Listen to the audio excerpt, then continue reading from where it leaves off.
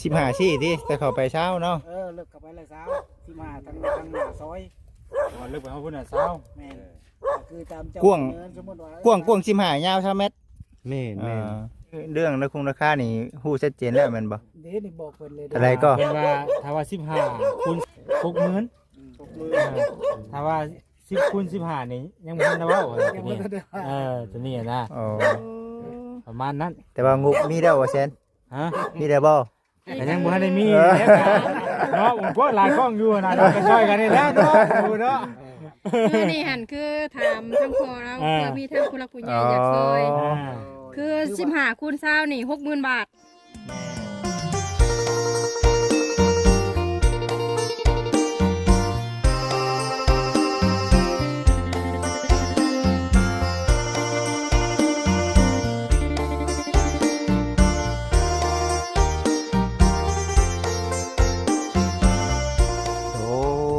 โดย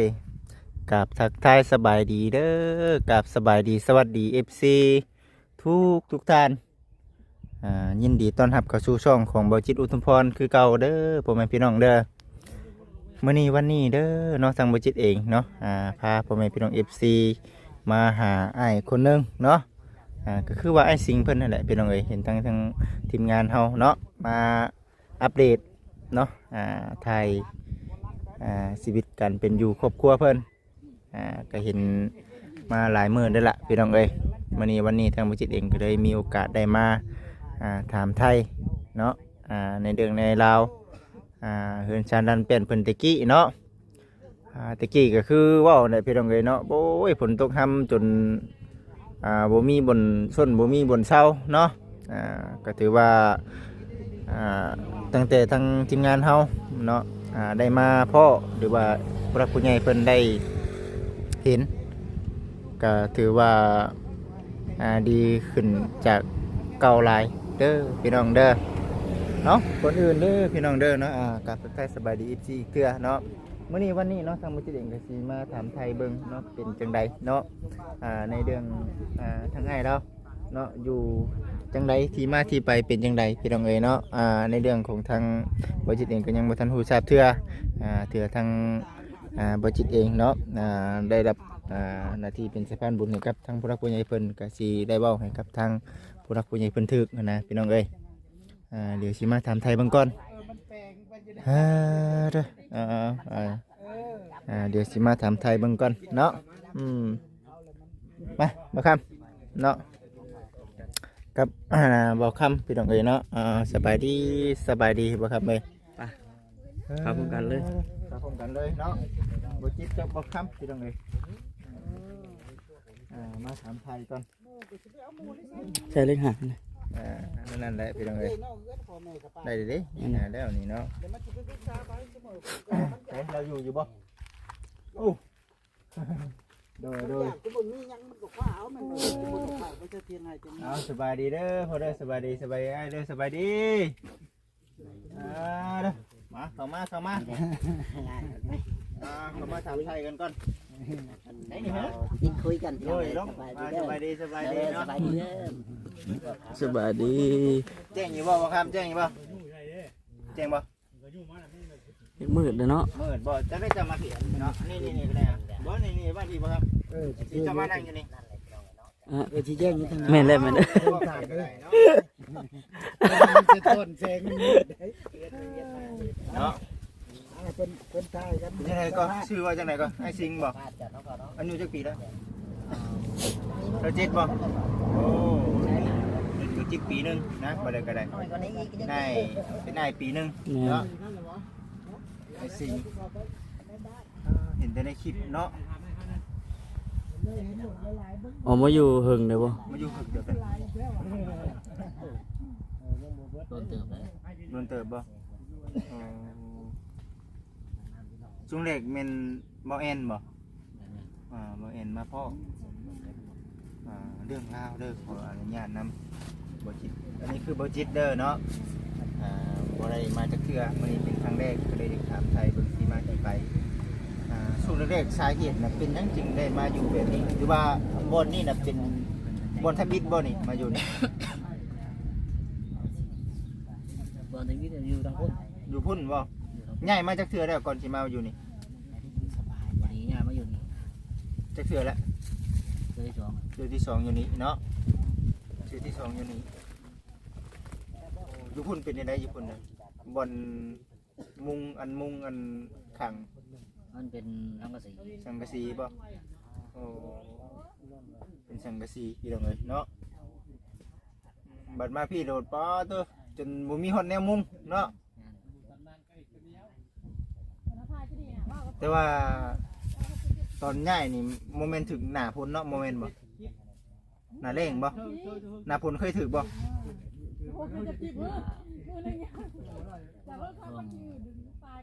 บุกไว้นะ ช่วงปลูกอ้อยเนาะช่วงปลูกอ้อยลูกเมียเด้ ยังบ่มีนะ ลูกเมียก็ยังบ่มีบ่เมียก็บ่ทันมีเนาะบ่ขออนุญาตครอบครัวได้สักครั้งหนึ่งสิพ่อแม่เนาะพ่อแม่ บ่ให้ครับ พ่อแม่ป้าบ่เจ้าอยู่บ้านใดกันแท้จังครับ บ้านแท้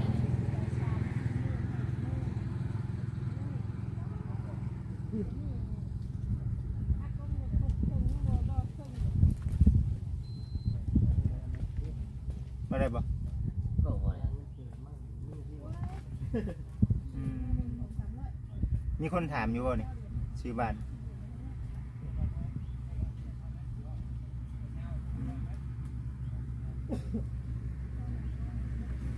อันนี้คือว่าบ้านหยังลืมเลยบ่สิถึงก็ได้แต่พ่อแม่อยู่บ้านนี่แหละวะ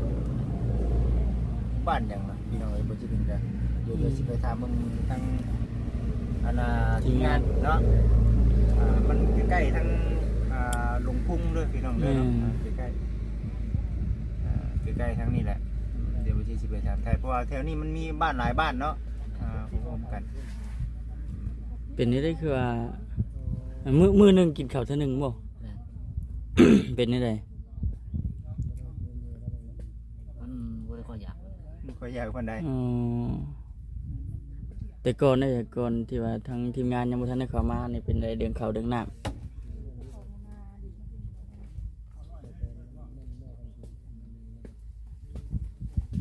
กดหิวแน่เนาะ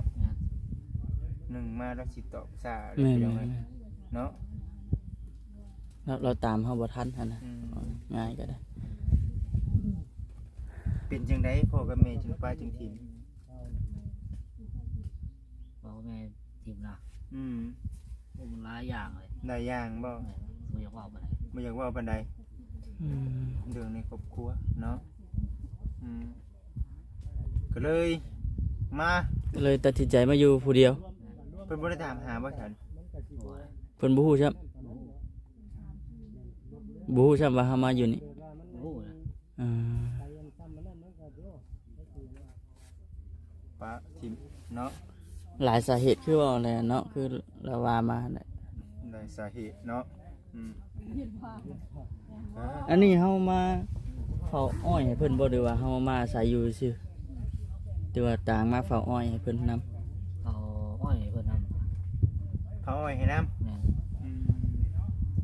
เผาอ้อยให้เพิ่นนำพร้อมเนาะเพิ่นจ้างเฮาบ่ เพิ่นจ้าง วันเท่าไหร่ก็ เป็นเรื่อง เดือนเท่าไหร่ เดือนหนึง700,000บาท เดือนหนึง700,000อยู่น้ำเพิ่นเลยเนาะแต่ว่าเรื่องข้าวเรื่องน้ำเด้จ้ะเรื่องข้าวเรื่องน้ำเจ้าหากินใช้ คนที่ลงที่รอเนี่ยไป เอาคุจิโร่ไปเลขบ่ไปเลขข้าวเลขน้ำเนาะอันนี้คือทางไอ้สิงเพิ่นเด้อพี่น้องเด้อเนาะผ้าห่มผืนนอนผ้าห่มเลยเสื้อนอนมีอยู่บ่ นี่จะบ่ห่มเลย มีแต่ผ้าห่มตะกี้นี่ป้อดสุดยอดเนาะผ้าห่มก็บ่อยากมีปานใดอันนี้เด้อันนี้มากับมันเนาะนี่ตั้งแต่กี้พุ่นน่ะบัดนี้ แม่น อันนี้หากะมาใหม่นี่เนาะอันนี้ไผมาให้ เพิ่นชื่อว่า บ่แซนแม่นบ่พี่น้อง จื้ออยู่บ่ บ่แซนบ่เด้อว่าจังได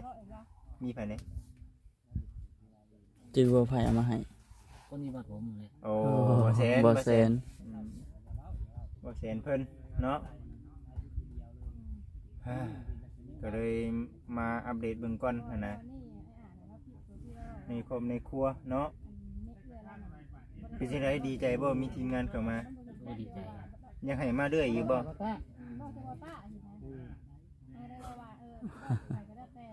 ก็เลยอยากบอกยังบ่ได้นะ ย่านบ่ในกลุ่มคืน บ่ได้อยาก โยยันว่าแบบเฮาเว่าออกมาย่านมีผลกระทบทั้งนั้นทั้งนี้แน่แม่นบ่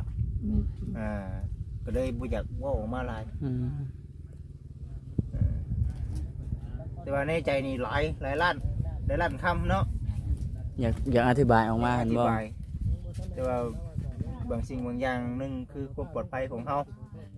เฮาบ่กล้าเว่าออกมาหลายซั่นน่ะแต่ว่าคือผู้เพิ่นมาอยู่นำพงกินนี่เป็นเจ้าของดินในนี่เนาะ แม่น แต่ว่าคือทีมงานเฮาก็ได้ถามไทยรายละเอียดนำเพิ่นแล้วเนาะแม่นบ่ก็ถือว่าเดี๋ยวมีโอกาสเดี๋ยวบ่ทีนี้สิไปถามไทยเบิ่งแม่นบ่ครับเนาะ แม่นไหม กับทั้งไอซิงเนาะถือว่า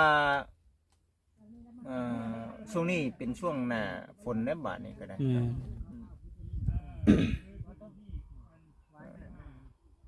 กับมื้อนี้ก็ครึมๆอยู่พี่น้องเอ้ยเนาะอย่าแต่ฝนตกค่ำหั่นแล้วว่าซั่นมีใครในได้เดี๋ยวนี้เนาะน้ำในเด้เจ้าไปเอาอยู่ไส บ่เรียกนะ แม่นๆจังกี้เด้ ผู้ใดน้ำโยกพุ่นล่ะ น้ำยุ่มเอา แม่น กองไผ่ ของส่วน โอ้ไปเอาเนาะน้ำอาบน้ำใส่ น้ำอาบนี่น้ำน้อง โอ้ สบกสบู่ห้องบนมีอย่างนั้น บ่มีนี่ อาบแล้วก็มาเนาะเสื้อผ้าหน้าแพรเขามีบ่ติ บ่มีจุดเดียว มีสิเดียวนี่เนาะไม่ได้นี่เนาะแม่นบ่ ยังบ่ได้แก้ป้าย เห็ ใช่ น ไหม บ่พี่น้องเอ้ยเนาะช่วงตะกี้เห็นนั่นแหละข้าวเพิ่นตะกี้ปะสุดโหดดีใจบ่ผู้ใหญ่เพิ่นช่วย ดีใจ ดีใจเนาะแต่ผู้ใหญ่เพิ่นพังอยู่เจ้าอย่าเว้าหยังนำเพิ่นผู้ที่ว่าเพิ่นช่วยเจ้านี่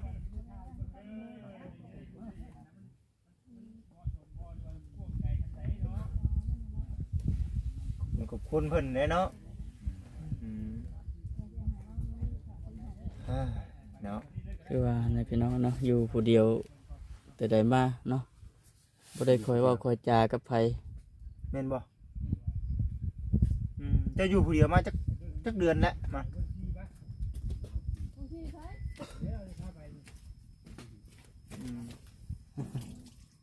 รูปหล่อ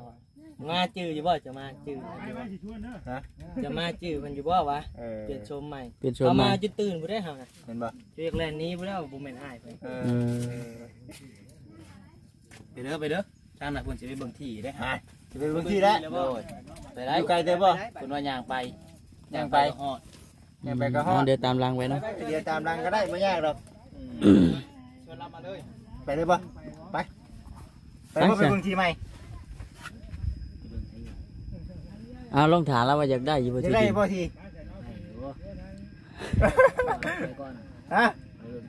ไปเบิ่งซะก่อนเนาะไปสิเบิ่งเนาะ ไปเลยจัง เอา ไปนำกันนี่เร็วไปเอ้าบ่อยากเบิ่งบ่เอ้าต้องไปเบิ่งไหนเนาะบ่กล้าไปเบิ่งบ่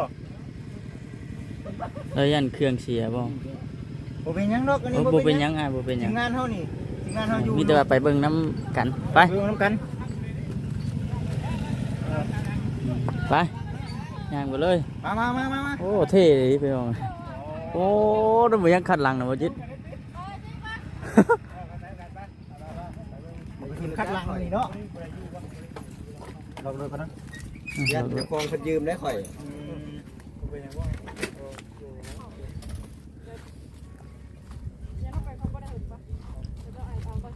ไก่เด้อบ่ เด้อ ไก่เด้อบ่ระวังอย่าง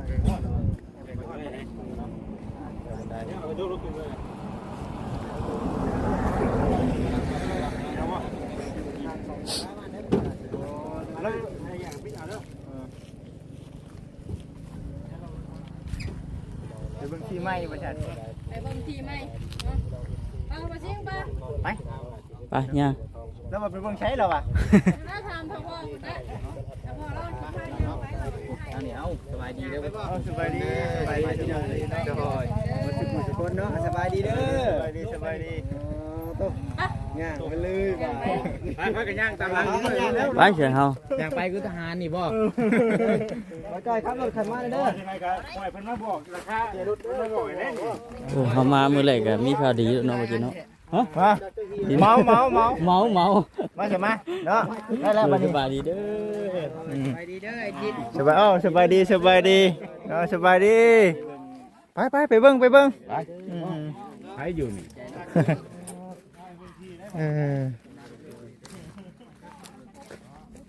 มามื้อแรกก็มีข่าวดีเลยพี่น้องเอ้ยเนาะบ่จิตมามื้อนี้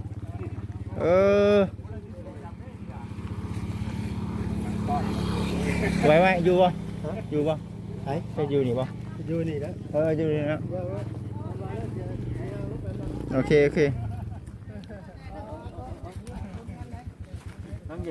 เบิ่งเด้อเนาะมีแต่เกี้ยวบ่มื้อนี้น่ะบ่จิตเองก็คือว่าเนี่ยมาแต่บ้านน้องด้าพี่น้องเนาะกับบ่คำเพิ่นเด้มีทางอ้ายเราอยู่มันอยู่แคมป์ป่าเนาะมันอยู่ป่าเฮานั่นน้อยเนาะใช้อยู่บางใดน่ะ เอาในขึ้นนี่บ่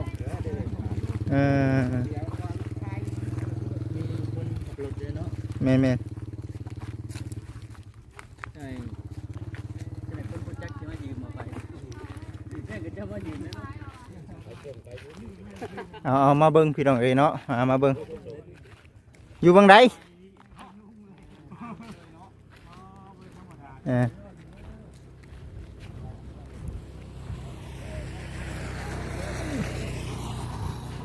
โอ้ตัวโหเลยพี่น้องเอ้ย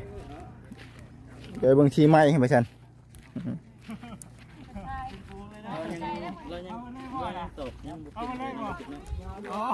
เราถามเรา แม่นเรายังตอบบ่เก่งนะว่าได้กัน ว่าอยู่คนเดียวเลยบ่ค่อยเว้าบ่จา อยู่คนเดียวบ่กล้าเว้าได้พี่น้องเอ้ยเนาะคือเว้าแน่บ่ที่เพิ่นได้เรื่องที่เฮาหันว่านี่ลายเกินไปเกิดมีความอันตรายกับเจ้าของได้จ้ะบ่จักเทื่อแต่ว่าทั้งผู้เจ้าของดินเพิ่นได้เพิ่นเว้าสู่พังอยู่พี่น้องเอ้ยเรื่องราวเป็นอะไรก็ได้นะ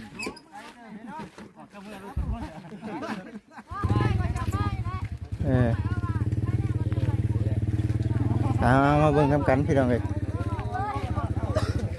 ไปเบิ่งที่ใหม่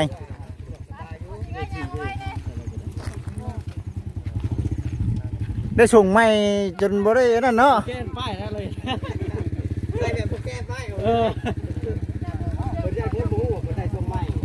เขามีเพื่อนในได้นะเอ้ย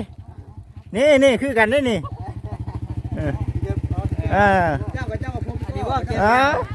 นี่ว่าแกป้ายอันนี้แกเพิ่นตัด นั่นคือว่าเงินบ่พอน่ะบ่ไกลเติบบ่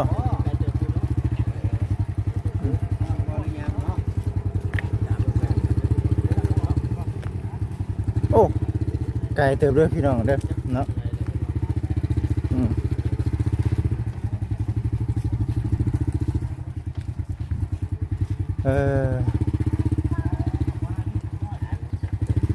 ไกลเติบอันนี้เนาะบ่เนี่ยรถเฮาสิมาได้บ่ยามพุ่นบ่ใหญ่เนาะ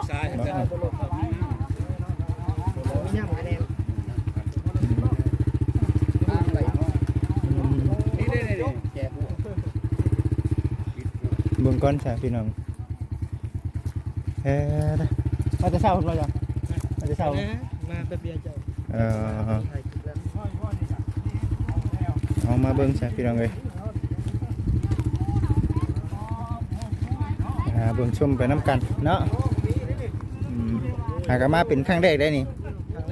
แม่นบ่บ่มามื้อแรกก็มีข่าวดีเลยนี่ว่ะ เนี่ยโง่นะแซงโง่ขนมขนม ของหมูขึ้นหน่อย เดี๋ยวของเจ้าเลย ให้ไกลเติบได้นี่เนาะ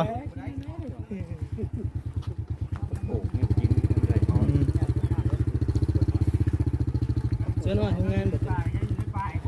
ปอแห่งเดือกกว่าเก่าบาทนี่เนาะ สบายเตะเรื่องผม2 ลักเลย เพราะมันก็อีกแบบหนึงก็ ประมาณ มันพอดีนั่นเลยหนึ่งมาเป็นหยังคือว่าชั้นหนึ่งมาทีมงานเฮามาหลายแล้วเขาเจ้าชาวบ้านเนาะเขาเจ้าจึงบ่ตื่นนะอยู่แคมทางเด้เนาะเม่นย้องอันนี้บ่ได้ฮะนี่ใครแน่ได้ล่ะ นี่ อันนี้บ่ บนว่า โอ้ ตัวนี้บ่ อืม นี่ทางไหนเป็นยุทางน่ะ ได้อยู่เนาะ 300 เมตรนี่แหละ200 เมตร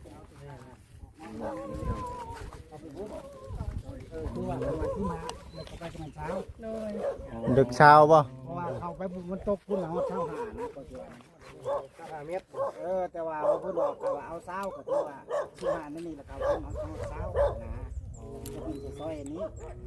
เป็นหน้าพี่เด้อเนาะ ชิหาทาง ก็ นี้ เลยมันเป็นทางนั่นเลย 15ซี่ติแต่เข้าไปเช้าเนาะ เลิกเข้าไปเลยเช้าชิหาทางหน้าซอย ว่าลึกไปเฮาพุ่นน่ะเช้า แม่คือตามเจ้าสมมุติว่าก ว้าง15ยาว3เมตร แม่แม่ เพราะมันก็พอดีงามถึงจะนี่นะ หนู ทุกบ้านใน อยากบ่อยากให้มันยาวก็สิยากคือจัง พอดีงาม ก็บ่อยากให้มันยาวก็เอาแบบ 15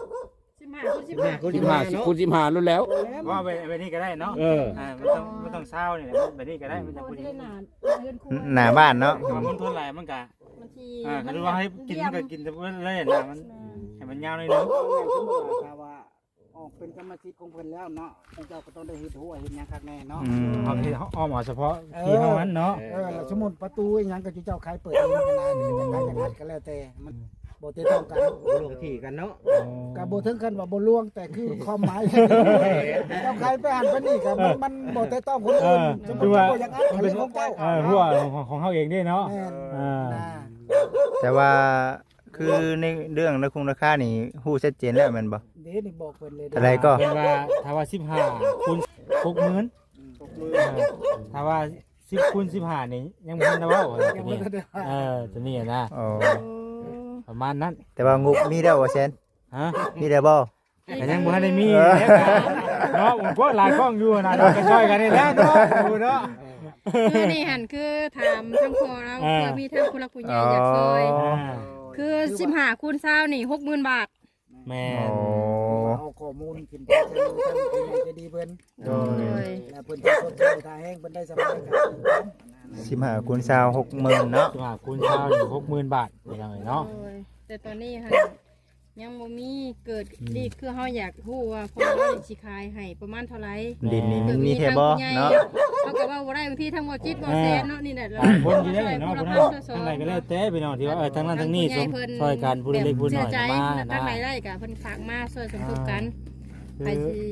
ว่าจักใดหั่นนะ คือผู้ใหญ่เพิ่นเตียวเพิ่นให้ถามมาเฮากับบ่ฮู้ว่าเพิ่นสิทำไรมันบ่ได้เนาะเทื่อก็ตามกำลังเพิ่นมันบ่ได้เนาะ ไปถามทั้งอันดาบ่สิงเพิ่นบัดนี้ อยากมาอยู่อยู่บ่เนาะ ผู้ใหญ่เพิ่นช่วยได้นี่อยู่ได้บ่อยู่นี่ นี่แหละตอบแบบบ่คือได้เนาะ ตามมันอยู่นั่นนี่ มัก เนาะ ระ ระ ห ห ว่า ว่าง ง ป่า ป่ากับบ้านเลือกตัวใด